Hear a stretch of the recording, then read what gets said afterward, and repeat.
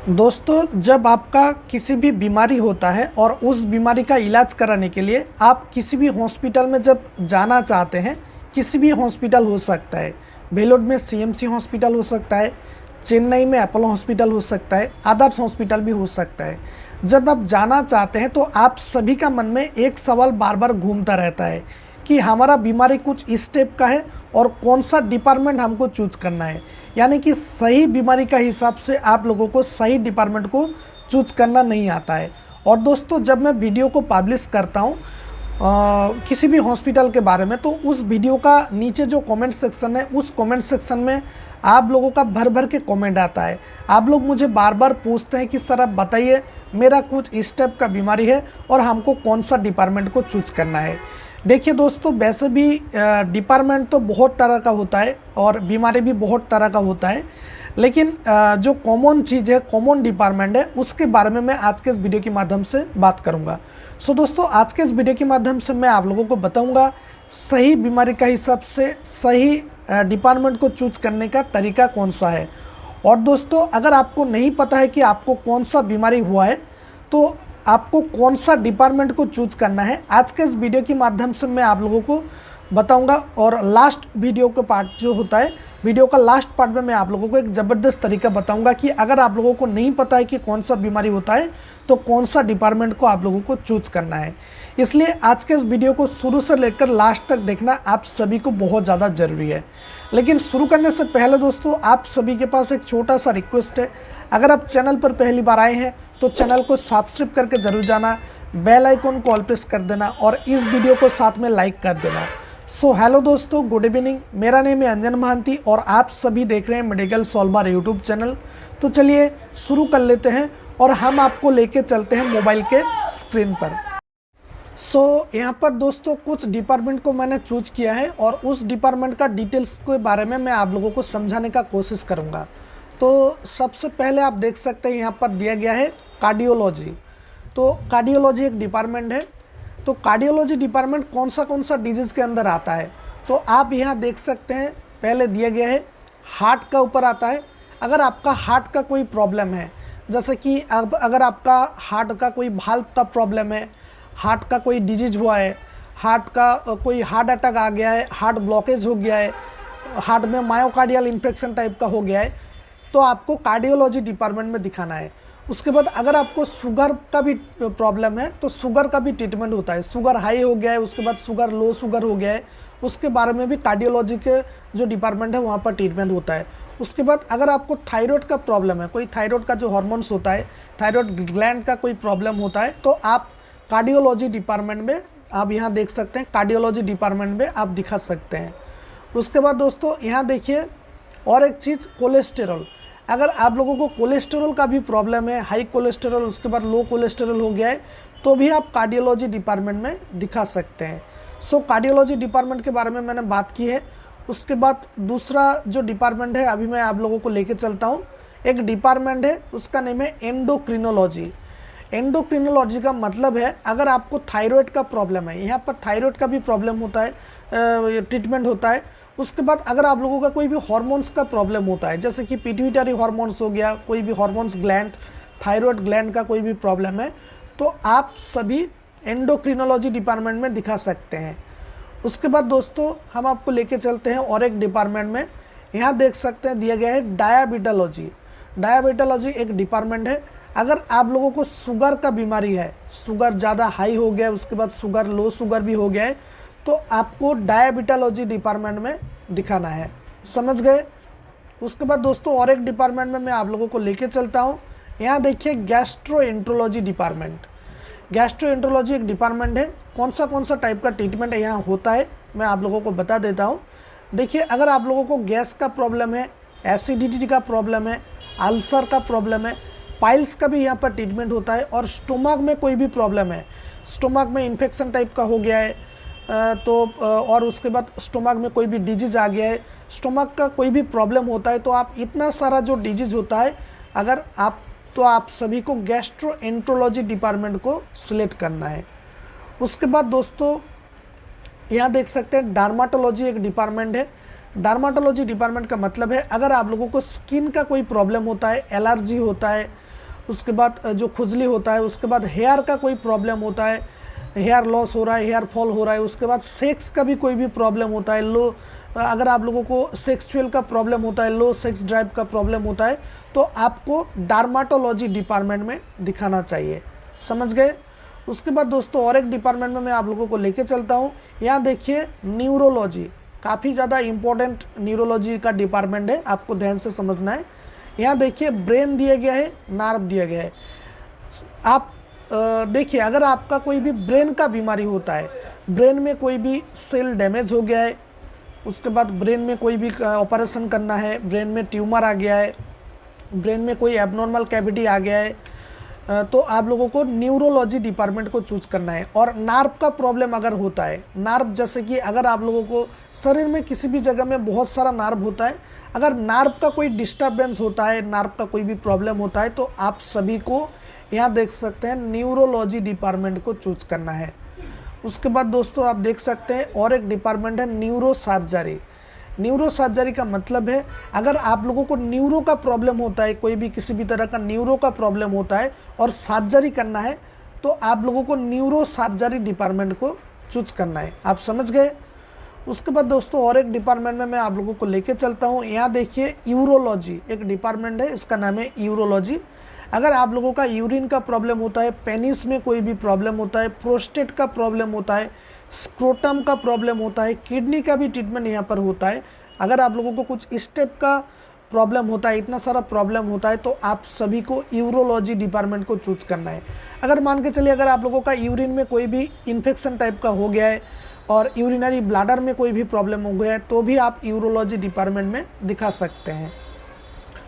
उसके बाद दोस्तों देखिए यहाँ पर देखिए नेफ्रोलॉजी और एक डिपार्टमेंट है। नेफ्रोलॉजी का मतलब है अगर आप लोगों को किडनी का कोई बीमारी होता है, किडनी में जैसे कि किडनी स्टोन आ गया है, किडनी में कोई भी ऑपरेशन करना है, किडनी में कोई इन्फेक्शन टाइप का हो गया है, किडनी में दर्द होता रहता है, तो आप सभी को नेफ्रोलॉजी डिपार्टमेंट को चूज करना है। उसके बाद दोस्तों और एक डिपार्टमेंट में मैं आप लोगों को लेके चलता हूँ। यहाँ देखिए ENT डिपार्टमेंट। ENT का मतलब है नोज, ईयर, नेक, नाक, कान और गले में। अगर आप लोगों का कोई भी प्रॉब्लम होता है नाक, कान और गले में, तो उसके वहाँ पर कोई भी सर्जरी करना है, ऑपरेशन करना है, कोई भी इन्फेक्शन वगैरह हो गया है, तो आप सभी को ENT डिपार्टमेंट को चूज करना है। उसके बाद दोस्तों यहाँ देखिए और एक डिपार्टमेंट है ओरल डिपार्टमेंट। ओरल डिपार्टमेंट का मतलब है अगर आप लोगों का दांत में कोई प्रॉब्लम है, मुंह में कोई प्रॉब्लम है, गाम का प्रॉब्लम है, तो आप ओरल डिपार्टमेंट में दिखा सकते हैं। उसके बाद दोस्तों और एक डिपार्टमेंट है ऑप्थाल्मोलॉजी डिपार्टमेंट। ऑप्थाल्मोलॉजी का मतलब है अगर आप लोगों का आई का कोई बीमारी है, यानी कि आँख का कोई बीमारी होता है, आँख में कोई इन्फेक्शन वगैरह हो गया है, आँख फूल गया है, आँख में कोई ऑपरेशन वगैरह करना है, आँख में लेंस चेंज करना है, तो आप सभी को यहाँ पर देखिए ऑप्थाल्मोलॉजी डिपार्टमेंट को चूज करना है। उसके बाद दोस्तों और एक डिपार्टमेंट आता है सर्जरी डिपार्टमेंट। इसका नेम है सर्जरी डिपार्टमेंट। यानी कि अगर आप लोगों को किसी भी तरह का जितना सारा ऑपरेशन होता है, शरीर के किसी भी जगह में जितना सारा ऑपरेशन होता है, तो अगर आप लोगों को सर्जरी करना है, तो आप सभी को यहाँ देखिए सर्जरी डिपार्टमेंट में आप सभी को विजिट करना है। उसके बाद दोस्तों यहाँ देखिए हेपाटोलॉजी और एक डिपार्टमेंट है हेपाटोलॉजी।